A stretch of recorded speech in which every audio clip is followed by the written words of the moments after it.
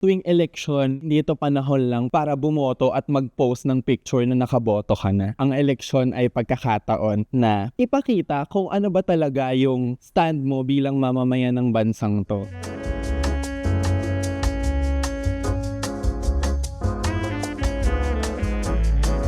Prepare kayo ng cheat sheet nyo kung sino iboboto nyo para iwas lito. Minsan madali kang makalimot or madala sa opinions ng iba. Like even on voting day itself. Meron dyan nag-aabot ng list. Huwag na po natin kunin yon. Una pa lang mag-research na tayo. Research, and research. Make sure na yung mga nakikita at naririnig nyo or nababasa nyo is actually the truth. Kung meron kang access to information, please use it well. Let's use your accessibility to inform others what they are not informed about. Walang masamang bumoto sa mga leader o sa mga taong iniisip mong makakatulong sa'yo. Pero, dapat iniisip din natin, sino ba yung mga leader na kapag binoto natin at kapag nanalo, makakatulong sa karamihan. Know their stand on those social issues. So, ang rule of thumb lang naman is, para sa ikabubuti ng nakararami, yung mga stand nila.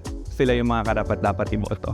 Yung intensyon ng leader na iyong boboto ay pure, no? May pure intent to help the country. For parents, listen to your children.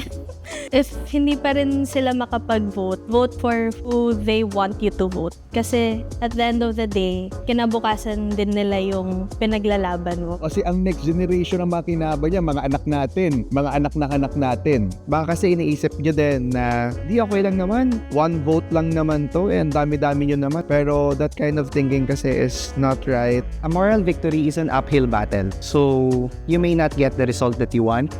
Highly likely, you may not get the result that you want. But what's important is you keep practicing your right to vote. Vote wisely and know that your vote counts. Okay? Okay. Cut. Thank you.